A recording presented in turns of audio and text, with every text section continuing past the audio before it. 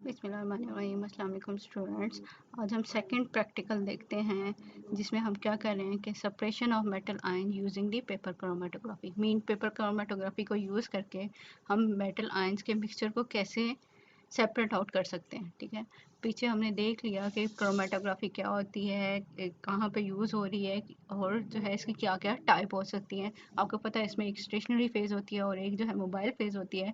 तो ये कंपोनेंट को इसके मिक्सचर के अंदर से सेपरेट आउट करने के लिए यूज़ हो रही होती है। ठीक है, जस्ट हम इसके इंट्रोडक्शन के लिए देख लेते हैं कि हमारे पास इंट्रोडक्शन क्या है। या पीछे भी हमने देख लिया, हम यहाँ भी देख रहे हैं कि पेपर क्रोमेटोग्राफी या क्रोमेटोग्राफी हमारे पास क्या है, सेपरेशन टेक्निक है।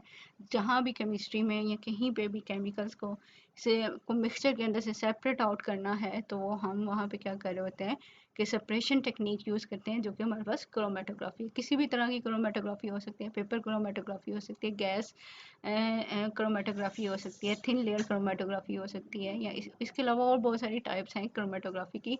लेकिन अभी हम सिंपली जो है पेपर क्रोमेटोग्राफी देख रहे हैं और इसके अंदर मेटल आयंस की सेपरेशन को देखते हैं। ठीक है, तो प्रिंसिपल या जस्ट इसके इंट्रोडक्शन हम क्या देख सकते हैं, separation of compound is a crucial component in many chemical process.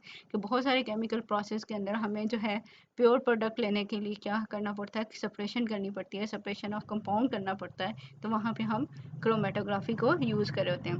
Paper chromatography is use to monitor reaction mechanism to identify product. हम अगर कोई रिएक्शन मैकेनिज्म करने हैं या कोई भी प्रोडक्ट बना रहे हैं तो हमें कैसे पता चलेगा कि कोई प्रोडक्ट बन गई है या नहीं। तो हम देखते हैं कि हमारे पास रिएक्टेंट्स क्या थे। रिएक्टेंट्स जितनी देर में रिएक्ट कर रहे होते हैं, अगर दरमियान में कोई कंपोनेंट आ रहा है या कहीं ना कहीं रिएक्टेंट की अमाउंट रह रही है तो बार बार हम क्रोमेटोग्राफी करते हैं। तो हमें जब तक एक प्योर कंपाउंड नहीं बन जाता, ठीक है, एक थर्ड पॉइंट नहीं मिल जाता, सेपरेशन पॉइंट, वहाँ तक हम लोग क्या करते हैं, क्रोमेटोग्राफी को चेक करते रहते हैं और रिएक्शन को प्रोसीड करते रहते हैं। ठीक है, इससे होता क्या है कि हम जो हैं वो देख सकते हैं कि कोई रिएक्शन प्रोसीड हुआ है, उसकी प्रोडक्ट जो है वो पूरी बन गई है या नहीं बनी है। ठीक है, तो इसलिए यहाँ पे प्योरीफिकेशन के लिए यूज़ हो रहा है, या हम ये चेक कर रहे हैं कि कोई प्रोडक्ट बनी है या नहीं, उसमें अभी भी रिएक्टेंट मौजूद हैं या नहीं। ठीक है, complex natural compound can be separated using paper chromatography to obtain the desired component। अब जो complex natural compound है, मीन हमारे पास जो plant extracts भी हैं, तो plant की जो extract है उसके अंदर बहुत ज़्यादा chemicals होते हैं। तो उनको separate करने के लिए भी हम लोग जो है अपना जो main compound है, जो desired component है, उसको separate करने के लिए भी हम paper chromatography को use कर सकते हैं। In conclusion, the science of chemistry is really the science of separation. के केमिस्ट्री के अंदर हम बहुत सारे प्रोसेस के अंदर जो है सेपरेशन का फिनोमेना कर रहे होते हैं और वहाँ क्रोमेटोग्राफी यूज़ हो रही होती है। ठीक है, अब इस एक्सपेरिमेंट में जो ऑपरेटर्स यूज़ हो रहा है, कि एक्सपेरिमेंट हमारे पास क्या है, separation of metal ion using paper chromatography. के हम बहुत सारी मेटल आयंस का मिक्सचर लेंगे और उनको सेपरेट भी लेंगे रेफरेंस के लिए। तो वहाँ पे हम देखेंगे कि मेटल आयंस की कैसे सेपरेशन होती है। तो हमें क्या क्या चाहिए इसके लिए, क्रोमेटोग्राफी पेपर स्ट्रिप चाहिए, स्केल चाहिए, कटर चाहिए, क्रोमेटोग्राफिक टैंक चाहिए। अगर टैंक नहीं है तो सिलेंडर है कोई, अगर लार्ज या लार्ज ग्लास टेस्ट ट्यूब है, या फिर हमारे पास अगर लार्ज बीकर है तो हम उसको भी यूज़ कर सकते हैं। बीकर चाहिए, ग्लास कैपिलरी ट्यूब चाहिए और ग्लास हुक चाहिए। ठीक है, कि हमें ये मटेरियल अपरेटस चाहिए होगा और रिएजेंट या केमिकल कौन से चाहिए। जो मेटल हमने लेनी है उसका कोई ना कोई साल्ट लेंगे। मोस्टली हम नाइट्रेट साल्ट लेते हैं।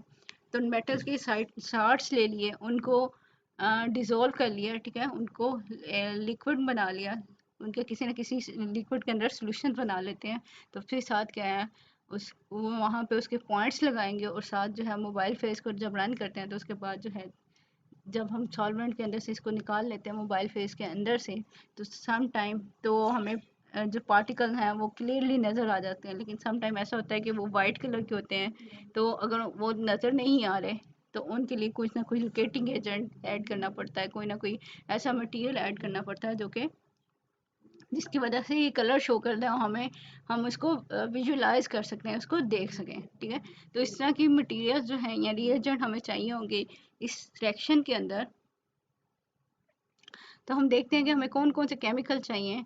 Noun 0.1 molar aqueous solution of nickel, copper, iron, lead and cadmium nitrate. Mean हमारे पास क्या है, अलहदा से क्या होगा, निकल सल्फेट, निकल नाइट्रेट का सोल्यूशन होगा, अलहदा से हमारे पास एक सोल्यूशन होगा कॉपर नाइट्रेट का, एक हमारे पास आयरन नाइट्रेट है, लेड नाइट्रेट है, और एक हमारे पास क्या होगा, कैडमियम नाइट्रेट होगा। और हर एक सोल्यूशन के अंदर उसके लिए जो कैपिलरी हम यूज़ करेंगे, जो स्पॉट लगाने के लिए कैपिलरी यूज़ करनी है, वो अलग-अलग होगी। ये नहीं होगा कि हम क्या करें कि एक ही कैपिलरी को से जो है स्पॉट लगा लें, कैडमियम का एक ही से ब्लेड का लगा लें, फिर तो क्या होगा, उसके अंदर इम्प्योरिटी आ जाएंगी, ठीक है, वो सारे आपस में मिक्स हो जाएंगे। तो इसलिए क्या है कि हर सॉल्यूशन के लिए अलग-अलग कैपिलरी ट्यूब लगाई जाएगी। कैपिलरी ट्यूब आपको पता है बहुत छोटी सी ट्यूब्स होती हैं, पतली सी, जो कि स्पॉट लगाने के लिए यूज़ होती है, ठीक है। हमारे पास क्या होगा, 0.1 मोलर एक्वस सॉल्यूशन होगा इन मेटल का, या मेटल नाइट्रेट्स हैं, with each dedicated capillary tubes के, हर एक की अपनी अपनी जो है अलहदा से कैपिलरी ट्यूब होगी। इल्यूटिंग मिक्सचर कि वो मिक्सचर जिसने एक्ट करना है एज मोबाइल फेस, ठीक है, कि वाटर हो सकता है, वाटर, HCl, इथेनॉल, ब्यूटेनॉल। अगर उनकी रेशियो देखें, वाटर क्या है 89 ml, ठीक है, 1 ml हमारे पास क्या हो कि HCl हो, 5 ml हमारे पास इथेनॉल हो, और 5 ml हमारे पास क्या हो, ब्यूटेनॉल हो, तो ये टोटल हमारे पास 100 ml बन गया। मीन अगर हमने 100 ml लिक्विड लेना है, मोबाइल फेस लेना है, तो इसमें ये रेशो होनी चाहिए। अब स्प्रेइंग एजेंट हम क्या यूज़ कर सकते हैं, potassium iodide and potassium ferrocyanide dissolve in the water, के वाटर के अंदर डिजोल्व कर लें, तो ये हमारे पास स्प्रेइंग एजेंट के तौर पे यूज़ होंगे। इसके अलावा अभी लोकेटिंग एजेंट या स्प्रेइंग एजेंट बहुत सारे होते हैं जिनको हम यूज़ कर सकते हैं। अब डिपेंड करता है कि इन स्प्रेइंग एजेंट के साथ मेटल किस तरह का रिएक्शन शो करती है। अब मेटल के रिएक्शन पे डिपेंड करता है कि वो कौन सा कलर देगी, ठीक है, कि अब अगर ये लेंगे, ये वाले कंपोनेंट लेंगे तो कोई और कलर आएगा, अगर हम किसी कोई और कलर ले रहे हैं लोकेटिंग एजेंट, तो कलर चेंज भी हो सकते हैं, ठीक है। Self hydrogen sulphide gas can also be use as locating agent, ठीक है, ये भी यूज़ हो सकता है। पोटाशियम क्रोमेट जिसका 0.25 molar can also be use as locating agent. On using potassium dichromate और potassium chromate, lead will give yellow, will appear orange red, and mercury will show orange color, ठीक है। अब अगर हम क्रोमेट सोल्यूशन यूज़ कर रहे हैं तो इन मेटल का ये कलर आएगा, लेकिन अगर हम अमोनिया वेपर्स यूज़ करें लोकेटिंग एजेंट के लिए के तौर पे, तो इसके कलर क्या हो सकते हैं, चेंज भी हो सकते हैं, ठीक है। If ammonia vapour pass over the chromatograph, colour of silver chromate will fade while mercurous will turn black. तो हमारे पास क्या था कि हमने पहले उनको ट्रीट किया, लोकेटिंग एजेंट हमारे पास क्या है, क्रोमेट है, और अगर उसके ऊपर से वेपर्स, अमोनिया के वेपर्स पास आउट करवाए जाएं, तो इनका कलर क्या हो जाता है, चेंज हो जाता है, कि इसका सिल्वर का जो कलर हमारे पास ऑरेंज रेड आ रहा था वो फेड हो जाएगा, और मर्क्यूरियस का जो कलर आ रहा था हमारे पास, मर्करी का जो कलर आ रहा था, ऑरेंज कलर था, वो क्या हो जाएगा, वो ब्लैक हो जाएगा, ठीक है। तो ये डिपेंड कर रहा है कि मेटल जो है वो दूसरे केमिकल्स के साथ किस तरह का रिएक्शन शो कर रही है, किस तरह की एफिनिटी शो कर रही है, तो वहाँ पे कलर भी चेंज हो सकता है। प्रिकॉशन इस एक्सपेरिमेंट में हमने क्या करनी है, अब हम केमिकल से यूज़ कर रहे हैं, इसके साथ इन कॉन्टैक्ट हो रहे हैं, तो हमेशा ग्लव्स को पहने, ताकि मेटल आयंस के साथ या जो जो लोकेटिंग एजेंट है इनके साथ इन कॉन्टैक्ट ना हो सके, ठीक है, हमारे हाथ के ऊपर प्रॉब्लम ना हो। Wear disposable gloves to avoid contact with the metal ion solution, के मेटल आयन सोल्यूशन के साथ इन कॉन्टैक्ट ख़त्म करने के लिए क्या कर सकते हैं, डिस्पोजेबल वियर्स ग्लव्स जो हैं वो वियर करें, वो पहने, ठीक है। अब क्या है कि इन कॉन्टैक्ट हम किसके साथ हो सकते हैं, मेटल आयन सॉल्यूशंस के साथ, लूटिंग सॉल्यूशन के साथ जो सॉल्वेंट है, एंड द विजुअलाइजिंग सॉल्यूशन के साथ। तीनों से बचने के लिए हम क्या कर रहे हैं कि हम ग्लव्स को यूज़ करें। Make sure not to breathe the vapour of the mobile phase और द विजुअलाइजिंग सॉल्यूशन के इनहेलेशन से भी बचना चाहिए, कि ये वेपर्स हमारे जो है बॉडी के अंदर ना जाए, हमारे सांस के थ्रू अंदर ना जाए।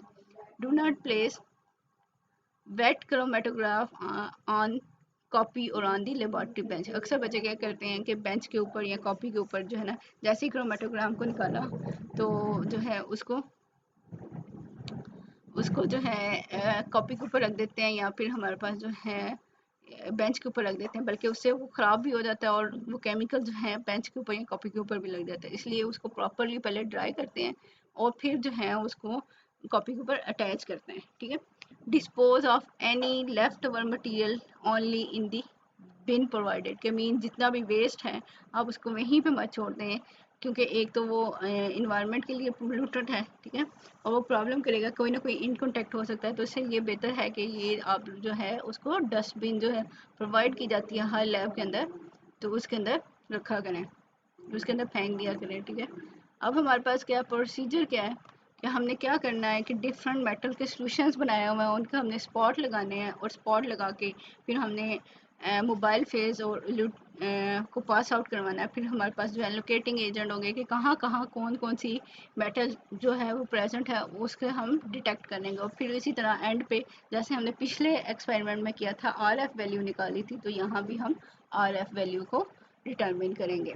तो प्रोसीजर सबसे पहले हमारे पास क्या है, cut 15 centimetre wide and 15 centimetre long strip from the chromatography paper के हमने जो है एक स्केयर टाइप में आप ये इसको काट लें। Draw line using the lead pencil across the chromatography strip 2 centimetre from the bottom, जैसे हमने पहले वाले एक्सपेरिमेंट में किया था कि नीचे से जो 2 सेंटीमीटर छोड़ के जगह, तो वो वहाँ पे एक लेड पेंसिल से हल्की सी हम लाइन लगाते हैं। Apply a visible quantity of sample using a capillary tube, ठीक है। कैपिलरी ट्यूब जो हमारे पास छोटी सी ट्यूब होती है उसको यूज़ करके हम क्या करेंगे कि स्मॉल क्वांटिटी का जो है ना ये सैंपल लगाएंगे यहाँ पे हमारे पास, जो हमारे पास क्रोमेटोग्राफिक पेपर है। The diameter of spot should be between 5 to 8 millimetre, means छोटा होना चाहिए, बहुत बड़ा नहीं होना चाहिए। The large spot will disproportionately spread out during the development, की क्या है कि वो इक्वली स्प्रेड नहीं होते, वो इधर उधर फैल जाते हैं। And make the analysis difficult, कि वो एक तो अच्छे तरीके से वो डेवलप भी नहीं होता और प्रॉब्लम भी क्रिएट हो रही होती है, इसलिए जो है स्पॉट जो है वो छोटा लगाना चाहिए। नाउ हमने पीछे देख लिया था कि हमने कितनी कंसंट्रेशन के सॉल्यूशन बनाने हैं, कि सब सारी जो मेटल्स हैं उनके 1.1 मोलर जो सॉल्यूशन है उनका वो सॉल्यूशन हम बनाएंगे और उनको हम यूज़ करेंगे। नाउन पॉइंट जो कि हमारे पास क्या है 0.1 molar aqueous solution of silver nitrate, iron nitrate, mercuric nitrate, cobalt nitrate या copper nitrate are provided in the test tube, के वो अलहदा से हर एक अलग सॉल्यूशन बना होता है। Underneath each spot mark the identity of the metal ion. अब क्या है कि जहाँ जो आप स्पॉट लगा रहे हैं आपको पता होना चाहिए कि ये कौन सी मेटल का है, ये सिल्वर का है, आयरन का है, मर्करी का है, कोबाल्ट का है या कॉपर का है, किस मेटल का है, ठीक है। तो ये उसको याद रखने के लिए क्या है, नीचे आप मार्क लगा देंगे कि ये कौन कौन सा है। एंड हम क्या कर सकते हैं, एक अननोन भी ले सकते हैं कि पहले तो ये चारों 500 मेटल अलग से, और फिर एक इनका मिक्सचर बना लें, ठीक है, अलहदा से उनका मिक्सचर बना लें, तो आपको नहीं पता कि वो अननोन में कौन कौन सी मेटल है, ठीक है। तो एक हमारे पास क्या हो जाएगा, अननोन हो जाएगा, बाकी ये सारी मेटल हमारे पास नोन हो जाएंगी। और उनके नीचे हमने लिख लेंगे कि ये लेड का है, ये मर्करी का है, ये सिल्वर का है, ये कोबाल्ट का है, ये आयरन का है। And unknown mixture with the lead pencil, और अननोन को भी लिख लेंगे। Then apply each metal ion carefully on to the line, के लाइन के ऊपर हम क्या करेंगे, हर मेटल का सोल्यूशन और अननोन का सोल्यूशन जो है वो केयरफुली लगाएंगे, बहुत बड़ा स्पॉट नहीं लगाना बल्कि छोटा सा स्पॉट लगाना है इसके ऊपर। Use separate capillary tube to apply the different metal ion, ये पीछे भी मैंने आपको बात की थी कि ये क्या कर सकते हैं, कंटेमिनेट कर सकते हैं एक दूसरे सोल्यूशन को, तो इसलिए हर एक के लिए अलग सी आपने कैपिलरी यूज़ करनी है। Because unknown mixture is more dilute than the standard metal solution, apply the unknown sample 3 times, कि unknown को हम ज़्यादा क्यों लगा रहे हैं कि हमें नहीं पता होगा कि वो मिक्सचर के अंदर उसकी कंसंट्रेशन क्या है, ठीक है, तो वो मोस्टली डाइल्यूट होती है, तो इसलिए हम क्या करेंगे कि अननोन के सोल्यूशन को ज़्यादा दफ़ा लगा लेंगे और बाकी जो है उतनी दफ़ा ही लगाएंगे।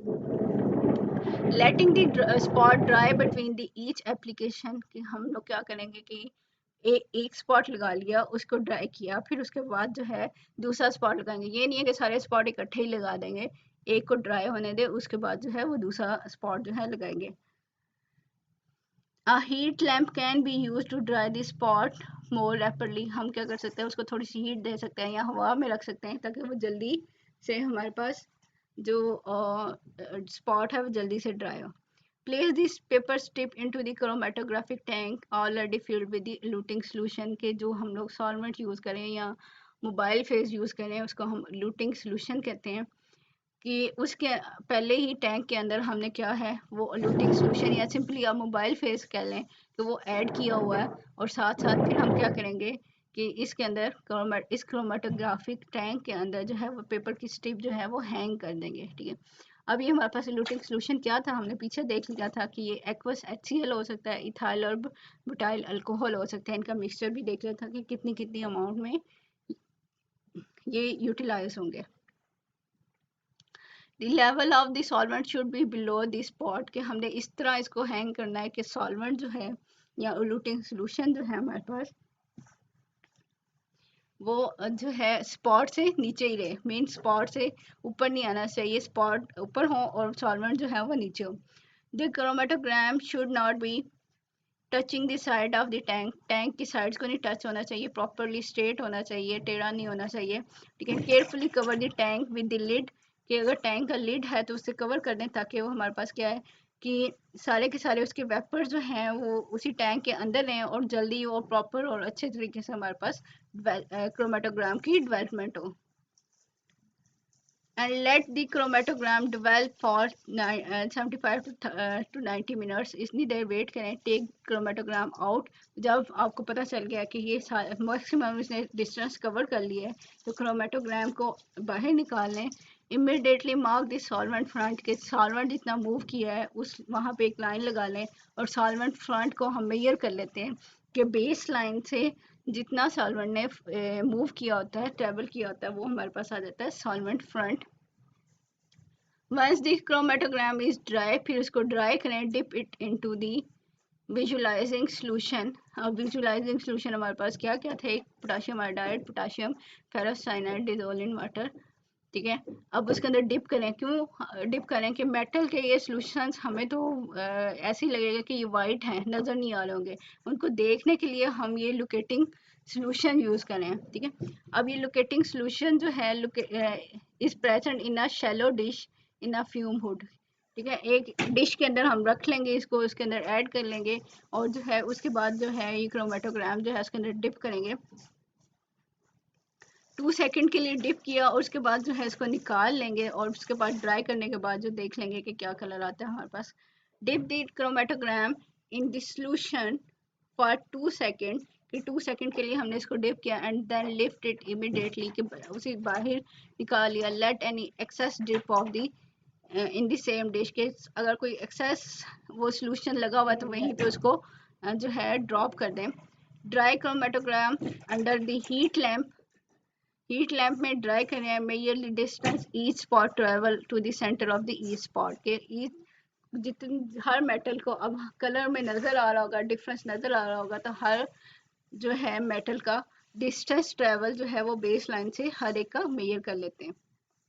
Record your data in the data table and calculate the RF value of each metal ion, के हर मेटल आयन के लिए हम लोग क्या करेंगे, ये स्टडी करेंगे कितना उसकी RF की वैल्यू है।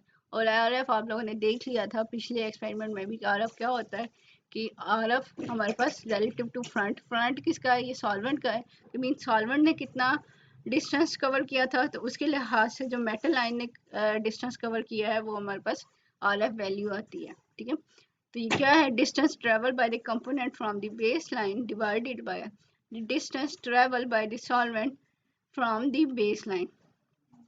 तो ये हमारे पास क्या है, क्रोमेटोग्राम क्या है कि इक्वल साइज का है, डिफरेंट मेटल्स की आपने पॉइंट्स लगाए, इसी तरह अननाउन का पॉइंट लगाया। फर्स्ट करें आयरन का पॉइंट यहाँ आया था कॉपर का थोड़ा ऊपर चला गया, कोबाल्ट का उससे भी ऊपर, निकल का सबसे ऊपर। तो अननोन में अगर ये 4 मेटल है तो एक पॉइंट आपको यहाँ आयरन के करीब करीब आएगा, एक कॉपर का आएगा, एक कोबाल्ट का आएगा और इसका ये आएगा, 4 पॉइंट मिलेंगे। तो आप ये बता दोगे कि ये वाला पॉइंट जो है इधर हमारे पास निकल है, इस पॉइंट पे हमारे पास क्या थी, कोबाल्ट है, तो इसका मतलब है ये पॉइंट कोबाल्ट का है। यहाँ पे हमारे पास कॉपर थी तो ये कॉपर का पॉइंट है। अगर नीचे हमारे पास क्या थी, आयरन है, तो वो आयरन का पॉइंट आ जाएगा।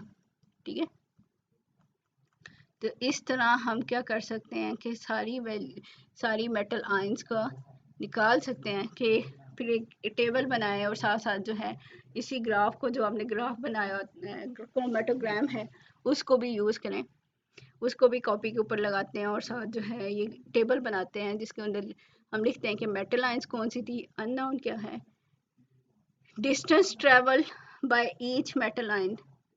ठीक है, हर एक का निकाल लिया। इसी तरह हमारे पास क्या है, सॉल्वेंट फ्रंट है, उसका देख लिया कि सॉल्वेंट फ्रंट कितना था। ठीक है, और आर एफ वैल्यू निकाल लेते हैं। इसके बाद कलर आफ्टर स्टैंडिंग के मेटल का कलर कौन सा आया है वो भी हम नोट कर सकते हैं। ठीक है, और रिजल्ट में हम लिखते हैं R F value of given metal ions, जो भी हमारे पास थी इज दैट। ठीक है, यहाँ पे आपने वैल्यूज निकाल ली, एंड द गिवन मिक्सचर है द फॉलोइंग कंपोजिशन, कि उसके अंदर कौन कौन सी कंपोजिशन है। गिवन मिक्सचर हमारे पास कौन सा है, कि वही जो अननोन है, कि उसके अंदर कौन कौन सी मेटल प्रेजेंट थी, वो हम यहाँ से चेक कर लेते हैं। इसी तरह ये हमारे पास शॉर्ट क्वेश्चंस हैं कि कौन कौन से क्वेश्चन है, ये आप लोग खुद इसको याद कर सकते हैं, ताकि जो है आप लोग वाइवा के लिए इसकी प्रिपरेशन कर लें। तो ये तो था हमारे पास सेकंड एक्सपेरिमेंट, जिसमें हमने मेटल आयंस को सेपरेट आउट किया था बाय पेपर क्रोमेटोग्राफी।